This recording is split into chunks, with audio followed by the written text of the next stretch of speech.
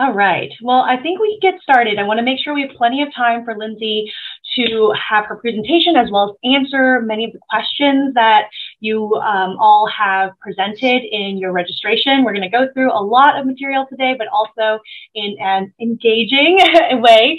I think it's going to be a perfect example of both learning and kind of putting these things into practice.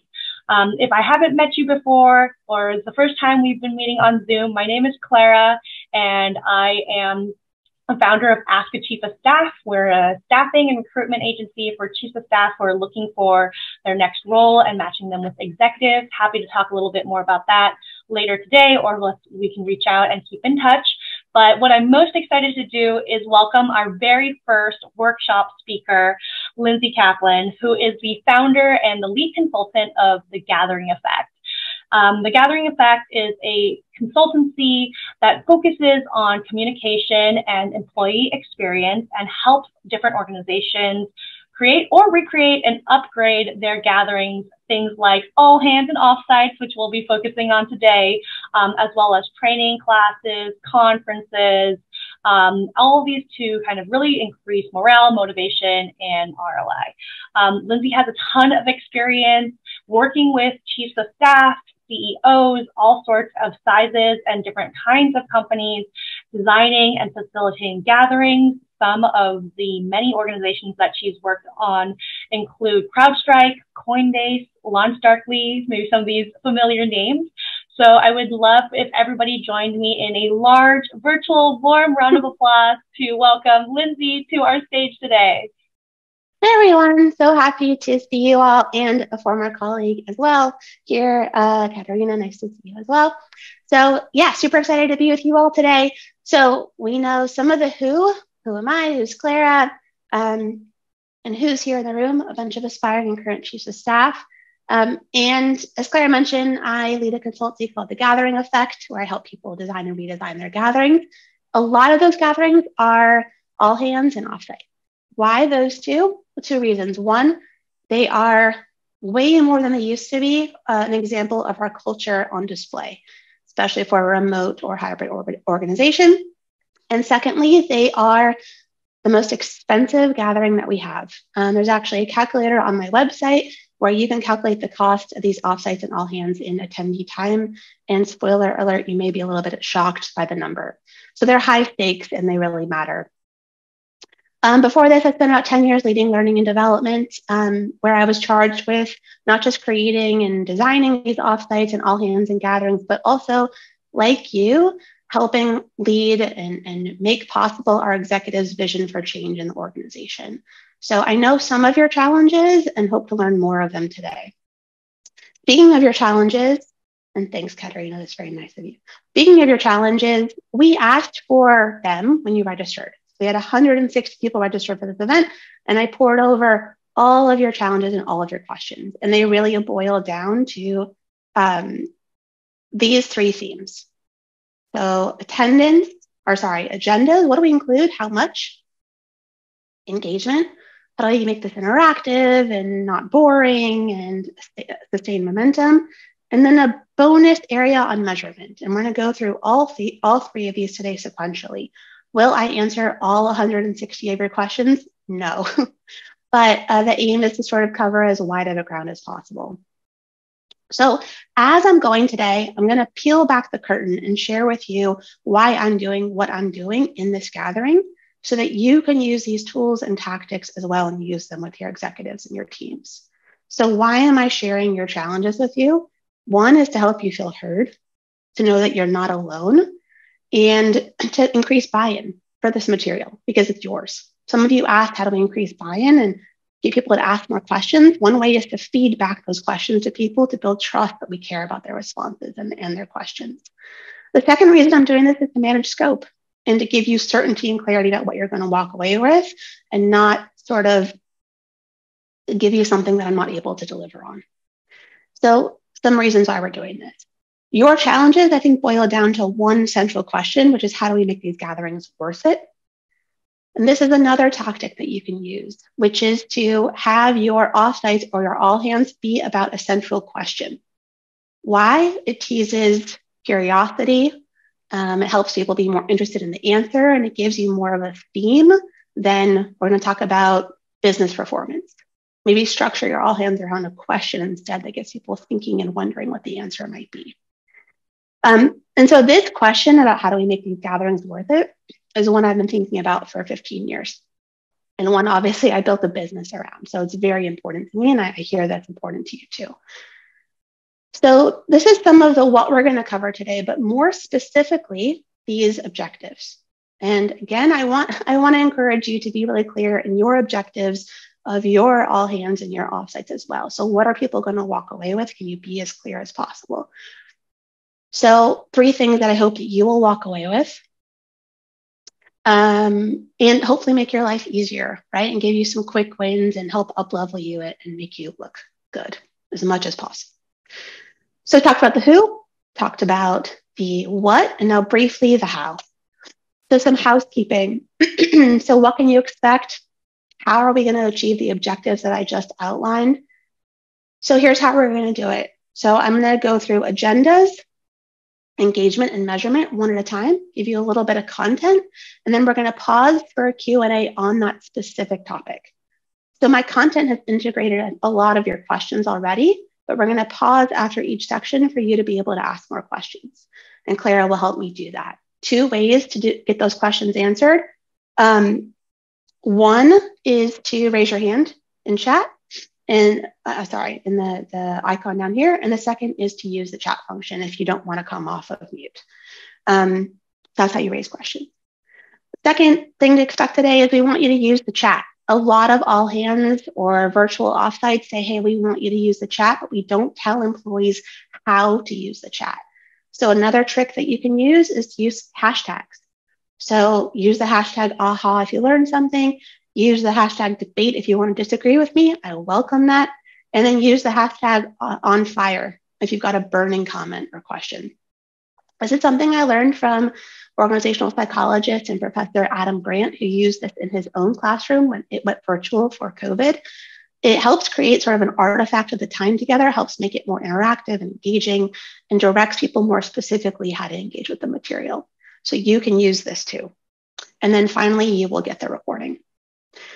So we talked about the who, the what, the how, and lastly, some of the why.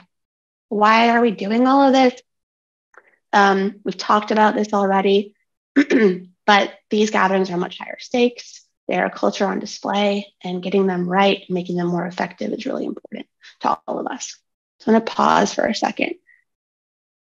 So what I'm going to do is give you the most content-heavy section of this gathering. I'm going to give you a little bit of a framework for how I think about gatherings, whether they're all hands or offsites or training classes or conferences. And the reason I'm doing this is so you can have this common language and maybe use it with your own executives or your own organization to think about why my gathering is either working or not working or effective or ineffective, just to help us peel back the curtain and think about what all of these gatherings have in common. And then we'll dive into agendas, engagement, and measurement. Excuse me. So I define offsites and all hands as matching a message with a moment to create an effect. These are tools in our pockets that create a specific effect in our organization. And the reason that they either create that effect or they don't has to do with the choices that we're making. So I'm going to quickly walk you through this model. This is just a teaser, right? I'm happy to talk to you more offline or share this more with you later. But again, this is a common language that we can use and you can use with your teams and your executives to think about, is our gathering having the desired effect that we want? Or how do we talk about this in a way where we have this common language?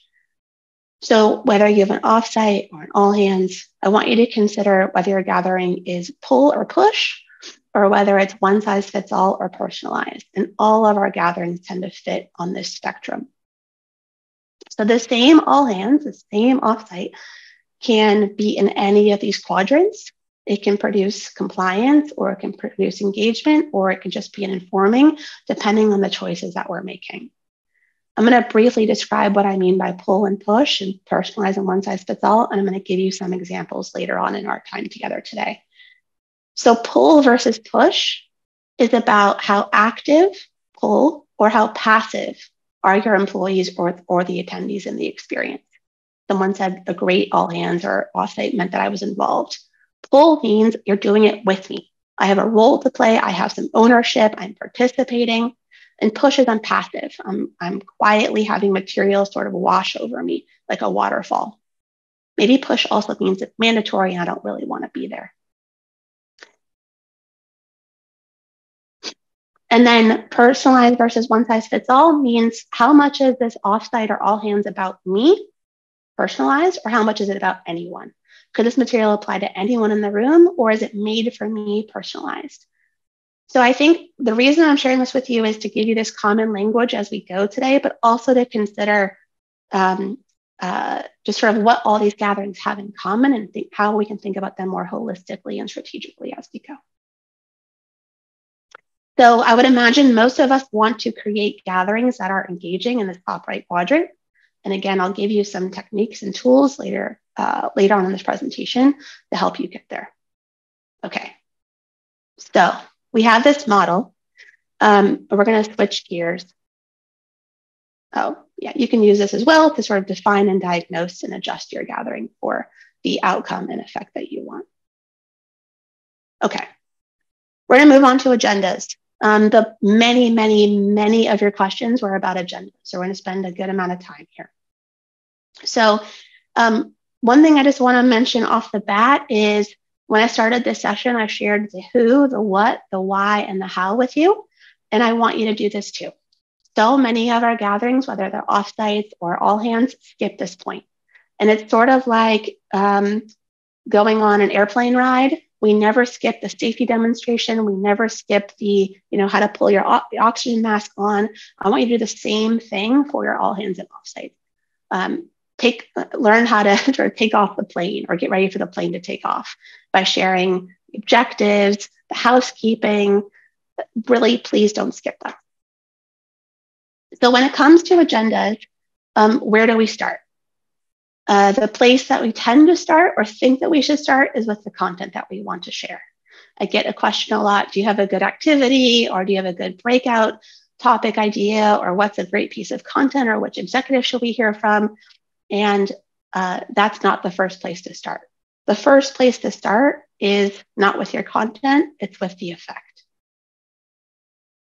So some of you asked these questions. I'll walk you through this. When you're thinking about crafting your agendas, the first place to start is with the end, whether it's an all hands or an offsite. And these are 3 questions that you can ask your executives, your team, yourself to get clear on the desired effect of your all hands or offsite. And again, we talked about the word, the desired effect. When I say desired effect, I mean one of these 4 here. So what does success look like? Can you tell me a before and after story?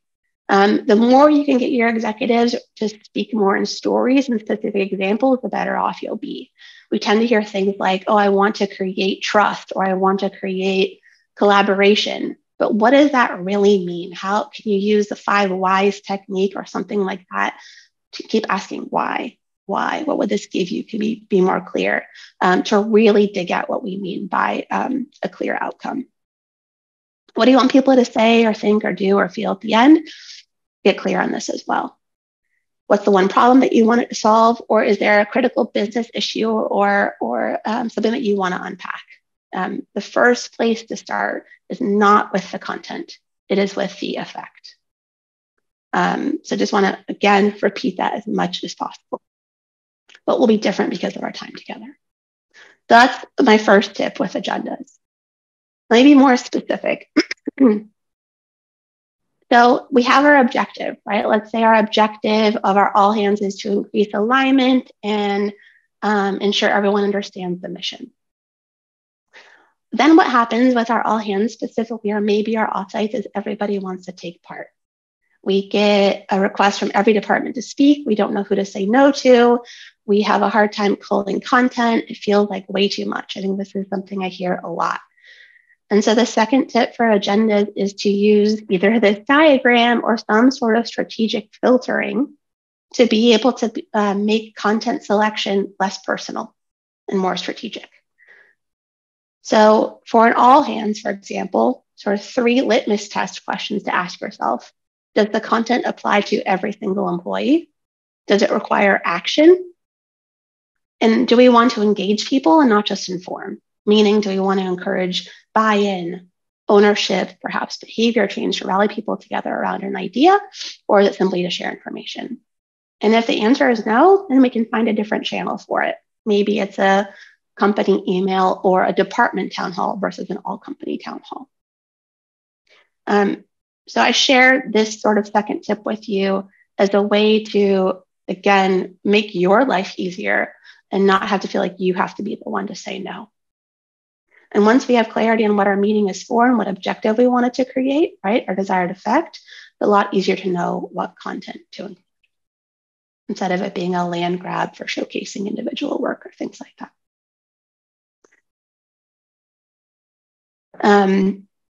A question I get sometimes when I share this diagram is, great, but how do we help speakers and people who want to submit? How do we help them make their content more clear? How do we teach people how to present, et cetera? If you have this litmus test, then you can have a speaker guideline or a submission guideline process where you ask people, what's the main takeaway of your section? What do you want people to know differently because of what you're sharing? Please tell us what your call to action is. And that way you're teaching people how to present, and you're teaching people how to be involved with the town hall by the way that you ask for their material and their submission. So it helps teach people how to fish, essentially. So 2 more tips on agendas here, and then we're going to pause for questions. And I'm giving you a lot here, I understand that. So specifically when it comes to an agenda slide, and this goes for all hands, it goes for offsites. Typically, agendas look like the one on the left, right? We're going to hear from finance and then HR, and then we're going to hear from product, and then we're going to close. And that highlights the content that we're sharing. That's great, but it makes it easier for people to tune out when it's not content that's relevant to them. Like if I'm not in engineering and the engineering update comes on, I might go get some coffee. And so instead of crafting an agenda based on topics or content, I'm asking you to craft it based on the effect, right? So what is the so what of that material? What's going to be different because of the content that we're sharing? So instead of a finance update, we're going to develop a company-wide understanding of our Q1 results and our business health. What's the effect? What's the so what? So it's an extra step that helps you and your executives be a more effective communicator and helps people retain it and remember and know what to do with the content that you're sharing and why they should care about it. So you're being as explicit as possible. Last step here, or last slide here on agendas. So I'd encourage you to think about your agenda like a recipe, meaning, again, we start with the end in mind. What are we eating? What are we creating? And then based on what we're making, what ingredients do we need? Versus I've got a tomato and I've got a carrot and I've got a piece of chicken. Okay, what can I make? That's how we tend to think about all hands or offsites. That I want you to think about, okay, what's the recipe that we're creating? What kind of dish is this? Who is this for? What ingredients do we need? And what steps in the process make sense to get us there? Not only does it help you, but it helps employees and the rest of your team know how to put this information into context. It shows people how all of these steps connect. So I'm going to pause there. And we're going to take some questions. So you can either raise your hand. Do we have any of those? Or we have a bunch of questions, I think, probably in the chat. So we're going to pause. Clara, can you help me out a little bit with this? Because a lot of follow-up. Yes. There was a little bit of a chat going on in the chat about asking questions. So the original question was dealing with anonymity and asking anonymous questions in all hands. So I don't know if you want to take this question right now, but there was a question around, should we allow people to ask anonymous questions or should they always be attributed to someone? And if so, if we are allowing anonymous questions, how might you make that happen? Yeah, I mean, this is why we say the gatherings are culture on display. I think different organizations have different policies on this. I feel like it's okay to have anonymous questions being asked. You want to make people feel as safe as possible to ask questions. And sometimes people don't want to put their name to it. Whether or not that gives people permission to ask questions in a more aggressive tone, I'm not sure that we can control that. Again, that might be, I think that's an example of focusing on the 2% of people that behave badly versus the 98% of people that don't. I think oftentimes our questions and concerns are on that 2% or 1% when really we should be thinking about the people who aren't going to do that. We can't always control those folks.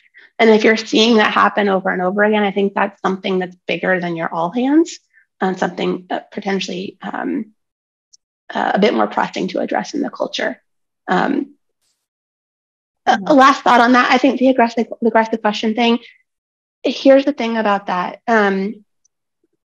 When people show emotion towards something, I think that's actually a good thing. What we don't want is apathy. If people hate or love, that's good information. That's good data for us to go understand more. So don't shy away from that. I think that's a chance for you or the HR team to really connect with that person and hear them out. Yeah, I just want to echo what Janice is saying here in the chat. As leaders, it's up to us to care more about the concern than the delivery, and aggression is indicative of the culture issue. So I think that's a good way of summing that up too. And we can use Slido, you can use Google Suite. All those things are fine. I think it depends how big your organization is and what you need at the time. So are there more questions on agendas? You can either raise your hand or let me keep looking through the chat with Clara's help. I think that's it for now. But as a reminder to everyone, I've been posting this in the chat. Don't forget, you can use the hashtag question in the chat. I'll keep an eye out for all of our questions, or feel free to use the raise hand function and I'll be able to see that as well. So. Yeah, and I love everyone helping each other with things that you've done and things that you've tried. And that's great. I love that. I agree, Dave. It's great to hear it and learn from everyone else. Okay, so we've talked about agendas and I've given you a few tips here. We're going to move on to engagement. The reason I shared this model with you earlier, this model here on the screen, is to help us again sort of think about what do we mean by engagement? It's a word that we use all the time. To me, what I mean by engagement is it's creating an engagement outcome, meaning people have buy-in and maybe a behavior change or ownership over the material. They have emotional attachment to it. They care about it personally. And the way to do that is to pull people in, meaning make them active, co-creating, and to personalize, meaning to make it relevant to them, to help connect it to them personally and help them care about the material. That's really what I mean by engagement. It doesn't necessarily mean like have a DJ or use fun emojis. I feel like those things are fine, but they may just be tactics to keep people distracted, but it doesn't necessarily help people care about the material and use it and do something differently. And that's, I think, really, really what we're after. Tactics and tools to help you both pull and then ready. There was a question which was asking you to think about the most engaging all hands or offsite that you've been a part of. The reason, can you all hear me? Okay. The reason that I did that was to help pull you in and personalize it to your own material, meaning help you think about it in your own context. And you can do that too, whether it's a virtual offsite or an all hands. Put a question on the screen that's related to the topic of the day or the central issue or central question, and get people engaging or thinking about that content to help it help pull people in. So let's be more specific here. I'm going to give you some ideas on how to pull versus push. And again, think about, oh, this all hands that I'm doing, yeah, maybe it's a bit more push and we should work on pulling it more. Maybe our challenge is it's too one size fits all and we need to have more personalization. Again, I share this with you so you have this common language and can think about it in your context. So how do we pull people in a bit more? The key here is to give people more ownership and to give them a role to play so that they are contributing to the gathering that's being done with them and not just at them. We talked about this already. Give people a question on the screen, give them a prompt to pay attention to, use hashtags in the chat, or share something unfinished with them where you need their feedback or you need their thinking so people feel more seen and more needed to the success of the gathering. These are some things that you can do. You can give people something to react to. So again, that they're interested in thinking about the content and necessary to the success of it. If some of you go wine tasting, sometimes I go wine tasting, and I learned this trick from them.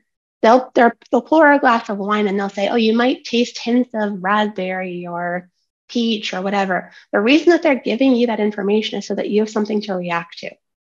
They're giving you a head start to get you thinking about it. Oh, does it taste like this? Does it taste like this? You want to give people a piece of content and give them something to react to so that they're thinking about it on their own and putting it in their own context. Similar kind of trick.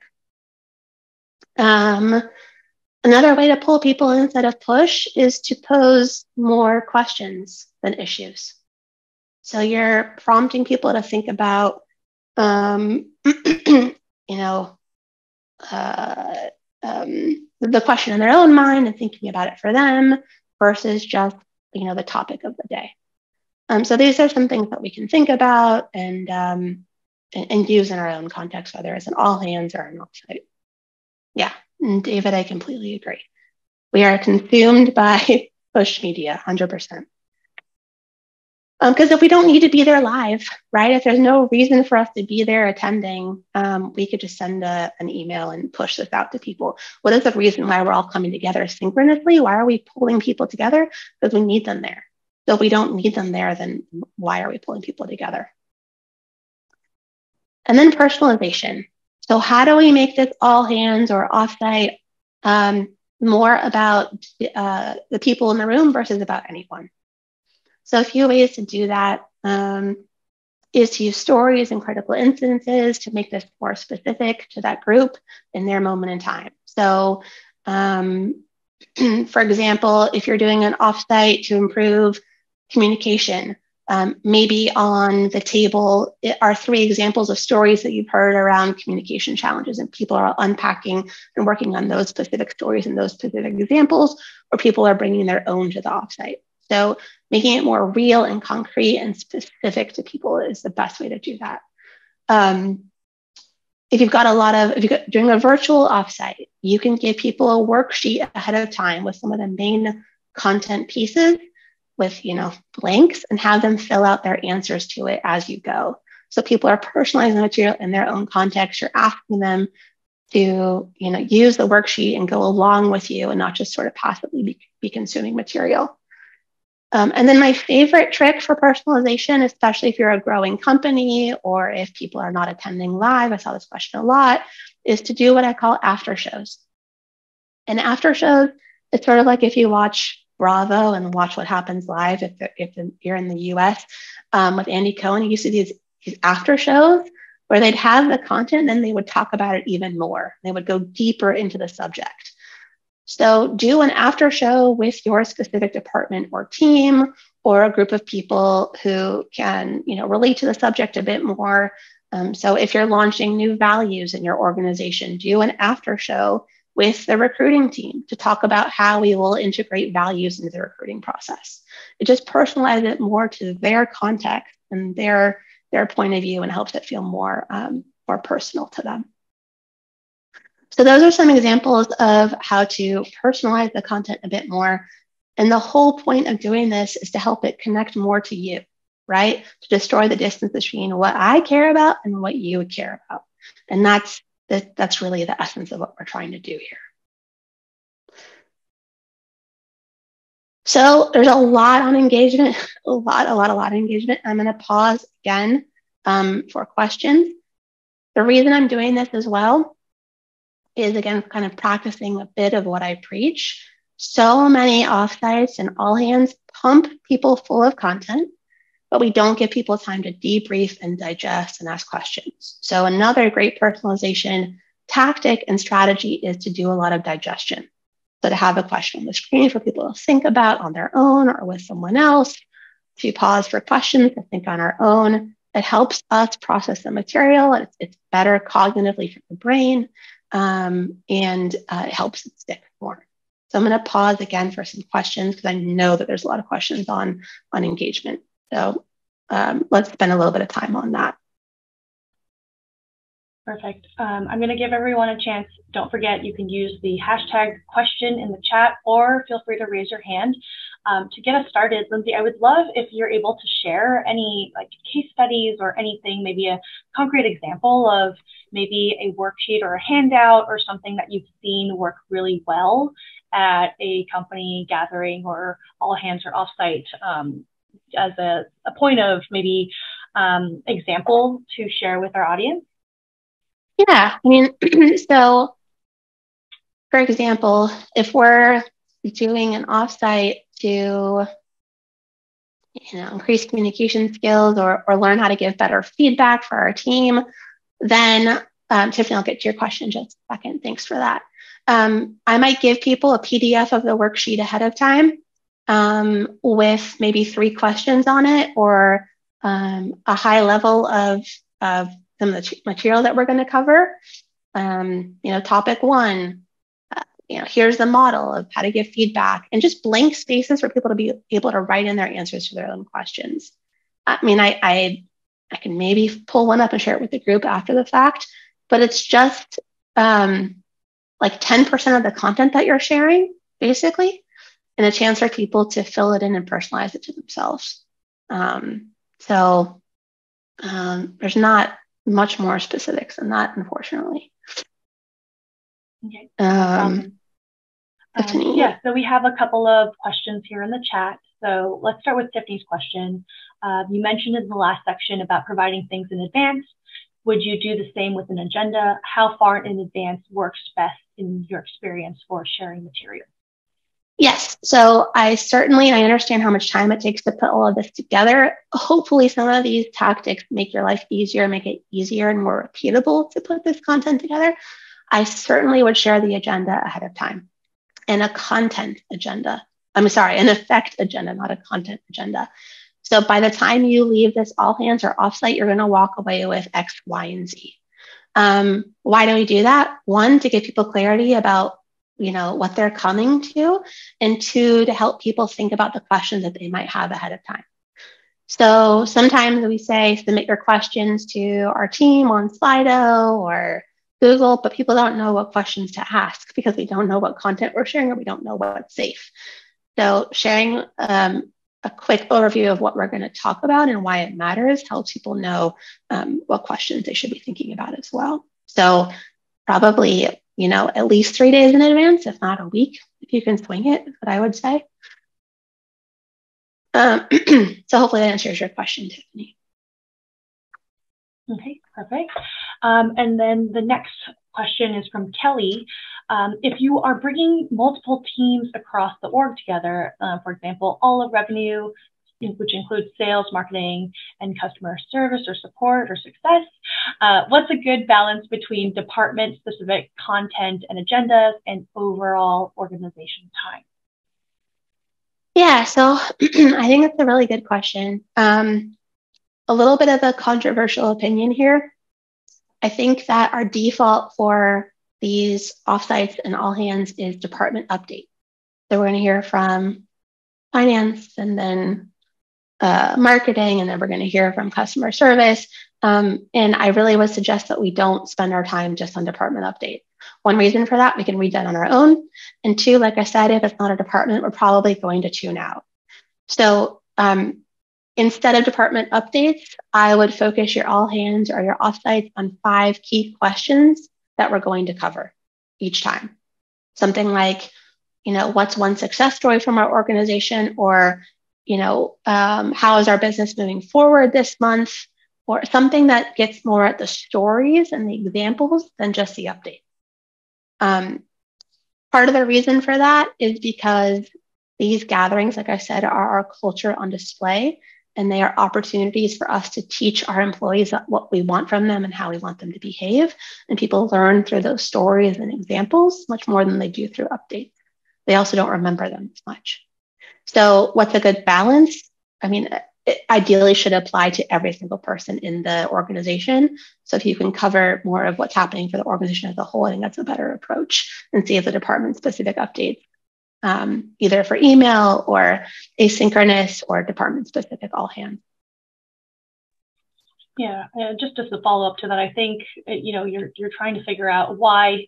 Going back to what Lindsey was talking about earlier with the effect agenda, why are you bringing together all these groups in the first place, right? If it's an update, then it feels like it's more of that content agenda and maybe stray away from that. But what exactly is the true gathering trying to accomplish with bringing all these different teams together? So the next question we have is from Francis. As a follow-up as well, what best practices have you seen for making teams not based at headquarters and even internationally located feel included and part of the mission? Yeah, I see this question a lot. I think a couple of things here. One, if we can rotate our all hands from that location, meaning that person doesn't have to fly necessarily to the international location, but if we can host it virtually and have folks from that part of the organization speak and present, I think that's one way to help people feel more included. And then two, I sort of said this already, but I think these after shows are a really great way to do that. So can you take an executive and have them do a personalized all hands or mini all hands follow up with that group of people to answer their questions and help them feel more seen and included? I think that's really the something I might try and suggest. These are great questions. All right, should we move on? Okay, so we've talked about agendas, talked about engagement. We're going to briefly talk about measurement. I saw some of these questions here too. So I get this question a lot. How do we measure the success of our all hands? And how do we know if we're successful? So the most expensive meeting that we have in our companies is our all hands, and sometimes our offsites, yet very few organizations measure its effectiveness. So how do we do this? How do we know if we're being successful? So the first step we've already talked about, which is to know what it is that you're trying to do. What's the desired effect? Maybe it's alignment, maybe it's clarity. It's probably not attendance. So that's probably not the measurement that's most impactful, because again, what are we wanting this meeting or this all hands or this offsite to do? If we don't know how to measure it. I would suggest the first step is to the second step is to have a baseline. So if you're not measuring your all hands or your offsite, start with a brief 2, 3, 4 question survey that you share with employees, getting at your desired effect, and then clarify why you're asking. So the reason that we're sharing this feedback is A, B, and C. We want to make your thinking visible and tell people why you're doing what you're doing as much as possible. Share that with folks at the next all hands or offsite, share the results, and rinse and repeat. That's the quickest way to sort of build that feedback muscle in their organization, feed it back to people and show them the results of their feedback. So we don't want to measure the tool, the event, we want to measure the outcome, right? Otherwise we're asking questions like, who do you want to hear from versus what we do to make this meeting more effective. So again, measure the effect and not the tool. More specifically, I'll give you a bit of an eye chart here. But again, we've been talking about sort of thanks, Sarah. We've been talking much more about the effect, right? My company's called the Gathering Effect. And if we know what effect we're after, then we know what questions to ask. I think oftentimes we tend to just ask for reactions, like, what did you think of this event? And that doesn't tell us very much. It's the results that we're really after. So yeah, Katerina. So I think, again, it depends on what effect that we're after. Let's say that what we're really after is engagement. I think Down here, some questions that you might want to consider. So what's the before and after? What's your biggest aha? Excuse me. What are you taking away? What are you going to do differently? How has this shifted for you? Something to really consider to ask people, much more than like, what was the best part? Or what was your favorite part? If we're asking questions around, if our desired effect is so that people understand our business strategy, then your questions are on a scale of 1 to 5. How clear are you on what our 5 goals are for the next year? Or, what would it take for you to have more clarity on our business strategy? Or, again, it really depends on what do you want this meeting to do? And then how do we ask questions that get at whether or not you've achieved that goal? Again, measure the effect, not the tool itself. And then Katerina, I think like just one great question that you could ask all the time is, was this a good use of your time? On a scale of 1 to 5, 5, a great use of my time, and 1, this could have been an email. I think it's a great way to get at the viability of bringing people together and whether or not that was necessary as well. So measurement is really important, and we don't do enough of it. That's really the takeaway here.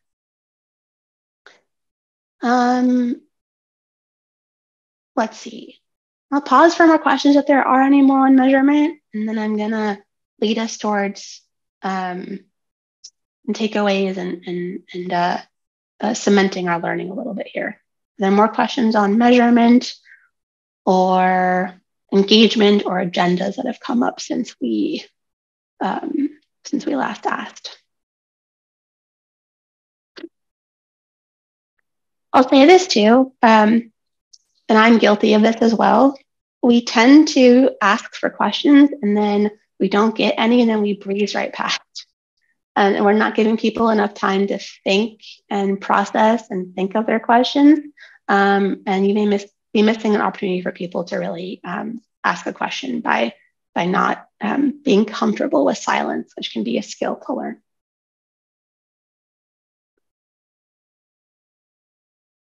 Okay, I've paused. We're going to move on to sort of how to bring this gathering home, how to maintain momentum, and what to do afterwards, which was some of your questions as well. And we're going to do this for ourselves here in this gathering. So I talked about this sort of airplane analogy. You want to help, get the plane off the ground with clarity on who we are, what we're doing, how we're going to do it, what our norms are. But it's also really important to be able to land the plane, to bring the gathering home. So some of the ways to do that are to really encourage reflection and application. What that means is asking questions that clarify ahas for people and takeaways, but it also means application, meaning spending time on what are we going to do differently because of what we learned, how will we apply it, what will get in the way. Specifically with offsites, what I see quite often is people will say, that was a great event, and then we forget about it a week later and nothing really changes. And it's a shame to spend all that money and all that time on something that has a very steep drop off. One of the ways to get around that is to spend much more time than we think on landing the plane, meaning spend a lot of time on not just it, the content, but on us, how our team or our organization are going to work together because of what we learned and what we did. So this requires someone as a facilitator or someone who knows how to lead a debrief around how we'll take this information forward, and also what could get in the way of us using this. What could get in the way of us taking these tips and tricks and putting them into practice in our organization. So I want to do that for ourselves and just give us a little bit of time to think about what are our ahas, what are our takeaways, and what might get in the way of using this in our organizations. I'm going to help you land the plane a little bit before we pause for some final questions and give you some of the takeaways that I want you to have. It is okay in your all hands and offsites to tell people what the takeaways should be as well. to give them that summary, to give them the calls to action, to give them the main points. I think we don't do this a lot in our all hands. We expect that people will track it as we go, but it's a real kindness at the end of your all hands or offsites to say, here's the 3 things we really want you to take away, and here's what we're really asking you to do. So here are mine for our time together. What I want you to do, what I want you to take away is to think about, why are we having this all hands? Why are we having this offsite? What do we want it to achieve? What will be different at the end? And then consider that it's really important we think about how we share the information and not just what we share. So I'm going to pause again and ask you to share any additional questions that you have or any other reflections that you have. And we'll spend, I think, the next 5 minutes or so getting more of your questions answered.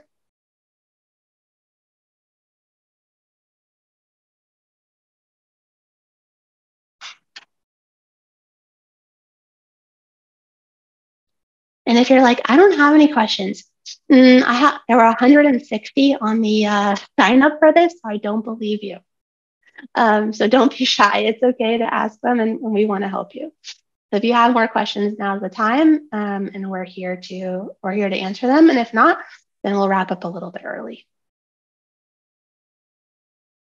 Claire, are there any questions that are coming up for you, or something that you want to dive a little bit deeper in, since you have so much expertise in this topic? Yeah. I mean, I know that we have a lot of aspiring and also current chiefs of staff. Maybe you could speak to your experience working with some chiefs of staff on how you've had a chance to kind of, I guess, what is their involvement? How much involvement do you need to get of the leadership team, kind of tactically speaking? How can somebody who is in a chief of staff position take the steps to start to enact some of these changes that you've talked about in today's presentation? So the question was, how do I help people put these tips into action? Is that the question? Or how, I guess more specifically, what role does the chief of staff play in making some of these happen? Like, should this person be more of the canary in the coal mine saying, I think our all hands are not what they should be? Should they be the ones actually putting things into practice and creating the all hands agenda? Or how involved should they be getting with, let's say, someone else's question about getting a lot of different teams on board? You know, are they the kind of information gatherer? Trying to figure out what exactly the role is the chief of staff plays in all of this company gathering processes. Yeah, I think it's an answer people probably don't like, but it depends on the organization and how big you are and what works for you. I think as a strategic partner, the number one thing that you can do is help people think about this much more strategically. So oftentimes, you know, I've heard from folks that the chief of staff are responsible for the planning and the logistics and the booking of hotels and resources. And that's fine and great. But if you can offload that to spend more of your time on what are people going to do together in this room? How do I lead that conversation to ensure that this tool produces the effect that I want? I think that's a much better use of your time and a way to up-level your skills and show your value to the organization. So I would really suggest doing that as much as possible. And teach people what this tool can be used for, because there's a lot of education that we can do, because this is a new skill for so many people. It really, truly is. Mm-hmm. I'm seeing a lot of questions pop in now at the end, which I knew it was going to happen, and that's great. So let's, should we go through some of those, Claire? Yes, let's do it. So I'm going to start here with Jen. I think this is the first question up here. What's the average amount of time you would recommend a team spend on crafting their all hands meeting? Again, it depends. I don't know. I mean, I don't spend a week on it. I know in some organizations, there's one person that just works on all hands. And so much of that time is wrangling people and wrangling content and working on the deck. If you can put some of these repeatable practices in play, like submission guidelines and speaker guidelines and litmus tests, makes your job a lot easier than scrambling to do this last minute. So it depends on your organization, honestly. Okay. Sorry, go ahead. Yeah, Yeah, I'm just going to second what Lindsey just said there, and I think it's going to evolve as your company grows as well, right? Because the kind of time and effort it will take to wrangle some of this information that you need, or some of the agenda items, is going to change as your company scales and grows. I think the most important thing that you can do, especially as a chief of staff, is to make yourself known as a resource and a support system for any new leaders that are coming in, anybody who's joining the company in any capacity. And kind of making yourself a resource early on, so that when it comes to gathering this information, it doesn't feel like teeth pulling. I know this is like almost preempting some of the all hands work, but really getting to know the rest of your org, the rest of the department heads in a very intimate way, so that when it does come time for some of these all hands, let's say decks or slides that you need help filling out or anything like that, it's a collaborative effort as opposed to a like directional effort. Yeah, I think that's great. Claire, if I may, we've got a lot of great questions coming in. If people need to drop, I just want to direct people here to just a little bit of offer of help. I help people design and redesign and strategize and create their repeatable practices for their all hands and offsites and things of that nature. So you want to connect, we'll be happy to help you and support you. And here's a couple of ways to find me, either on LinkedIn or on my website. I'll just leave this here as we answer some more of your questions. These are great questions. And we'll also send out a copy of the recording along with the slides in a follow-up email later this week. So if you don't have a chance to scan the QR code, don't worry. We'll give you links to everything that Lindsey is working on at the Gathering Effect as well. I think we have time for maybe one or two more questions. So I'm just gonna rapid fire some of these. So yeah. Andrea asks, what are some tactical ideas for continuing momentum after the offsite? Yeah, so a couple tactical ways are just to keep talking about the content, make it alive in the organization. So, you know, if you taught a workshop on feedback during your offsite, then have your executive share some of the feedback that they've received and what they've been practicing and working on in their next all hands or in an email, talk about it in team meetings. It just, you know, just don't set it and forget it, right? Just schedule the next time that it's going to come up, sort of schedule the next meeting, just spend part of your time at the end of the offsite saying, what are we going to do differently? When will we know? How will we talk about it? Build that into the operating rhythm of your organization. You need to have some accountability mechanisms there too. And if that's a role that you can play, that's a great role to play for the organization. Perfect. And David has a question, I think that's personally directed to you. What has been your favorite all hands or offsite, and what has made it your favorite? Yeah, so to me, the answer is the one that was personal to me. If you ask someone what was their favorite training class or all hands or offsites, probably because they had a personal connection to it, which is why personalization is so important. So for me, it was when I worked at Credit Karma and Adam Grant came and did a portion of our all hands. He is like my hero. So I remember it very well because it was so personal and top of mind to me. So that was my favorite day, probably in life. Not in life, but in work life. That's incredible. I would love to see Adam Grant talk in person. So I can completely resonate with that. Okay. And last question here from Ross. Is there a particular frequency you've seen work well for all hands and offsites? Everyone loves this question. It depends. Some organizations have their all hands once a month. Some have it once a week. Depends how quickly you're moving, how big you are. The reason I say it depends, for some companies, the all hands is their only information mechanism for the entire organization. So it is everything to everyone and the only chance to share anything, which is why some people have it so frequently. So again, I think it just depends, at least once a month. Offsites, again, it depends what you're trying to achieve. Yeah, I think it depends on what you're trying to achieve. So once a year, potentially. So yeah, these are great questions. And if you're like, hey, Lindsey, annoying that you keep saying it depends. The reason is because every organization is different. And if you want to personalize this to your organization or get some more direct support, I'd be happy to connect with you all, because I don't want to give you an answer that doesn't apply to you and take into account your unique context and your unique challenges. So thank you, Clara. And I think that's it, right? Yes. Thank you, everyone, for joining us today. We will send out a recording of this workshop and also the slides.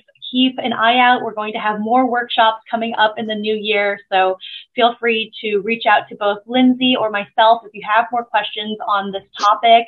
Lindsey is more than happy to help you with your all hands, offsites, your company gatherings.